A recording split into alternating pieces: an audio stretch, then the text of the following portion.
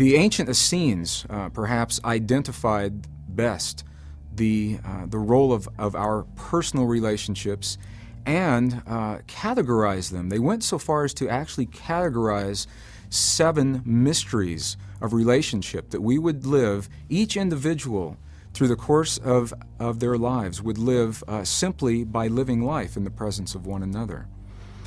They have categorized these as mirrors, and what they remind us of is that in each moment of our life, the reality that we have become within is mirrored to us. It is a reflected reality. It is mirrored to us by the actions and the choices and the language of those around us.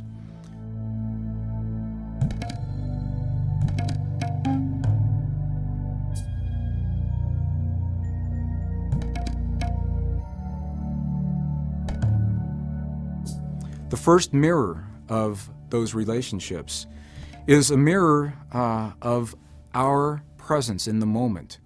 It's the mystery of the first mirror, what it is that we reflect to those around us in the moment.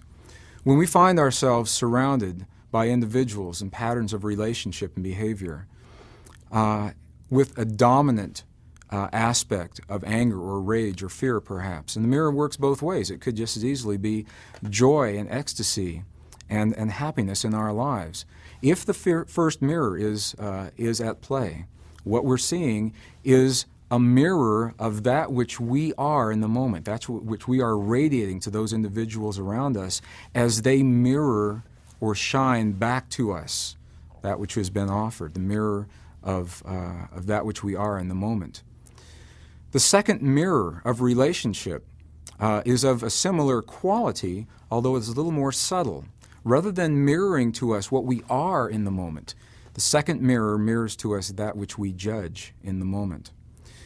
If you should find yourself surrounded by individuals who demonstrate patterns of behavior that perhaps frustrate you, push your buttons of anger or rage, and you sense that those are not your patterns, they're not you in the moment, you ask yourself, are they showing me in this moment? And you say honestly to yourself, no, then there's a good possibility they may be showing you that which you judge in the moment, the anger and the rage or the joy that you are judging in that moment.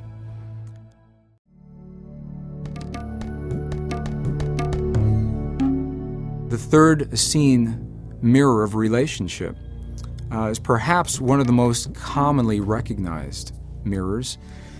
This is the mirror that we sense every time we find ourselves in the presence of another individual and we look into their eyes. And in that moment, this magic happens. This electrical charge tingles through our body. Perhaps the hair on the back of our neck and our arms stands up in the presence of this person whom we may not even know. What has just happened in that moment? Well, through the wisdom of this mirror, we're asked to allow for the possibility that through the course of our lives, in our innocence, to survive life's offering, that we give away huge portions of ourselves in the experience of life itself. That through the course of our lives, pieces of ourselves may be lost unknowingly, or perhaps given away knowingly, or taken from us by those who have power over us. When we find ourselves in the presence of another individual who embodies the very things that we have lost and that we are seeking to find that wholeness in ourselves, our bodies physiologically may respond to that. And we'll know that as a magnetic attraction to this individual. Should you find yourself in the presence of another and for some unexplainable reason drawn to share time with this individual, ask yourself this question: what is it that I see in this person that I've lost, that I've given away, or that was taken from me? And you may be very surprised at what comes back to you as the reality occurs that within nearly every individual who you will ever encounter, you will recognize this familiarity, and you will sense this piece of yourself because we see it in one another throughout our lives. The third mystery of relationship. The fourth mystery, the fourth Essene mystery of relationship, is a mystery of a little bit different quality. Through the course of our lives, often we will adopt patterns of behavior that become so important to us that we will rearrange the rest of our lives to accommodate this pattern of behavior. When we find ourselves in this situation, often these patterns are identified as compulsive or addictive patterns of behavior. And the fourth mystery of relationship is the mystery that allows us to see ourselves in the presence of addiction or compulsion. Through addiction and compulsion, what happens is that we find ourselves giving away, little by little, the very things that we hold most dear in life. And in the giving away, little by little, we have the opportunity to recognize and see ourselves as we lose the things that we hold most dear.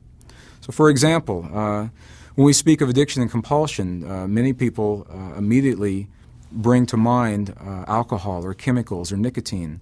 And those certainly are patterns of behavior that may be addictive and compulsive. And there are others that are less obvious.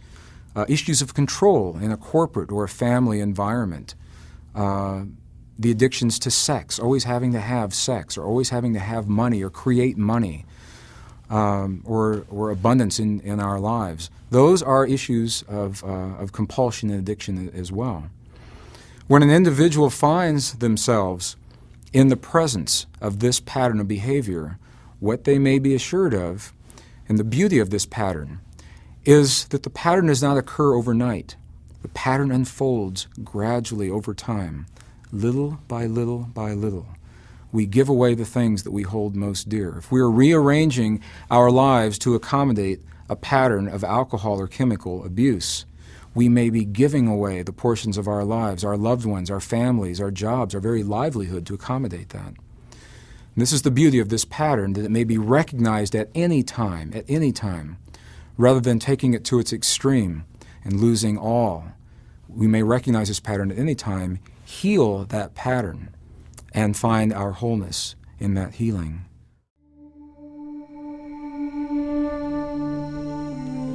The fifth pattern of relationship, the fifth Essene mirror of relationship, for me perhaps is the single most powerful pattern. It, I believe, allows us to see more and to a greater level why we've lived the kinds of lives that we've lived perhaps than any other. It is the mirror that our parents show to us through the course of our lives and the time that we spend with them. Through this mirror, we're asked to allow for the possibility, to entertain the possibility that perhaps, just perhaps, the actions of our parents toward us are mirroring our beliefs and our expectations of what may be the most sacred relationship we'll ever know in our lifetimes. And that is a relationship between us and our heavenly mother and father, or the male, masculine, female, feminine aspect of our Creator, however that's viewed. It is through this relationship, as we witness our parents, that our parents are showing us ourselves in that expectation and in those beliefs of that divine relationship. So for example, if we find ourselves in a relationship with parents where we feel we're judged constantly, or that we feel that our best is never good enough, there is a high probability that in that relationship, the truth of what's being mirrored is our belief within ourselves that we may not be good enough, or that we may not have accomplished that which has been expected of us through our perceptions of ourselves and our Creator. This is it's a very subtle mirror, and it's a mirror that perhaps will tell us more about why we've lived our lives as we have than any other.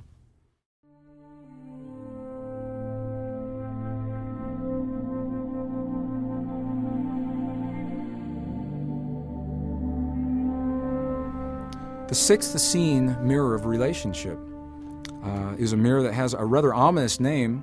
The ancients call it the dark night of the soul. And clearly, the mirror does not have to be as ominous as its namesake. Through the dark night of the soul, we are reminded that life has a propensity toward balance. Nature has a propensity toward balance.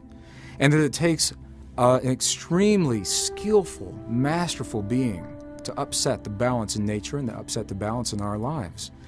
When we find ourselves in the greatest challenges of life, it is in those moments that we may be assured the only way those challenges are possible is after we have amassed each tool that will allow us to move through that challenge with grace and with ease. That's the only way it can happen.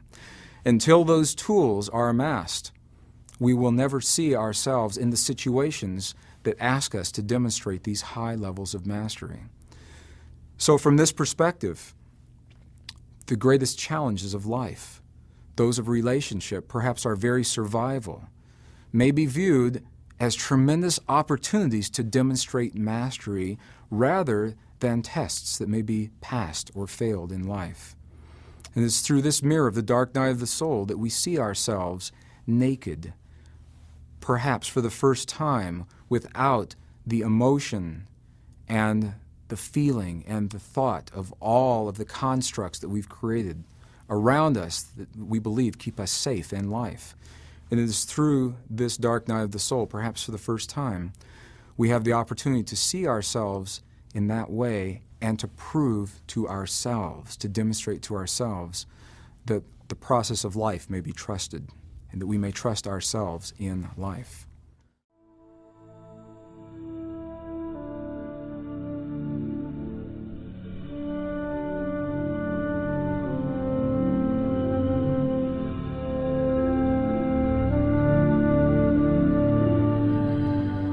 The seventh mystery of relationship, the seventh Essene mirror, from the perspective of the ancients, was the most subtle and for some the most difficult.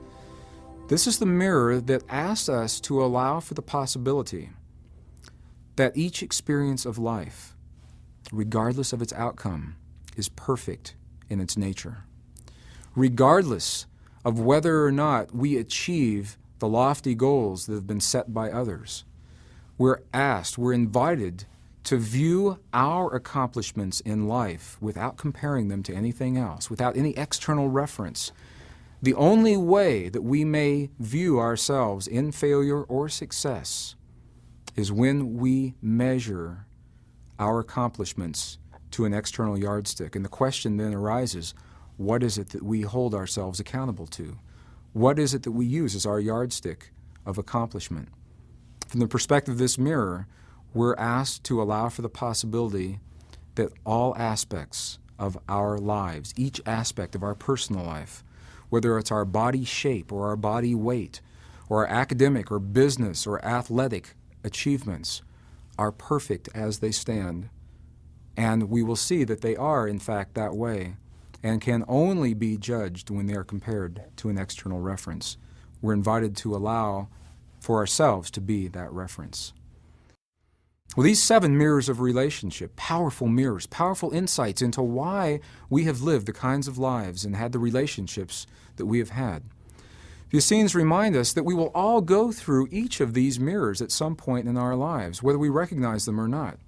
Often we'll go through many mirrors simultaneously. That's the masters that we are. That's the masters that we become in this lifetime, is that we move through the mirrors and we move forward with life each day possibly without even recognizing why we're doing these things. Well, it would be nice to have a beautiful neon sign flash to us first thing in the morning and say, on this day, after you finished your breakfast and after you sent the family off on their day, you may begin your dark night of the soul. And the reality is that life does not happen to us in that way. We're invited to know ourselves in the presence of others through our relationships.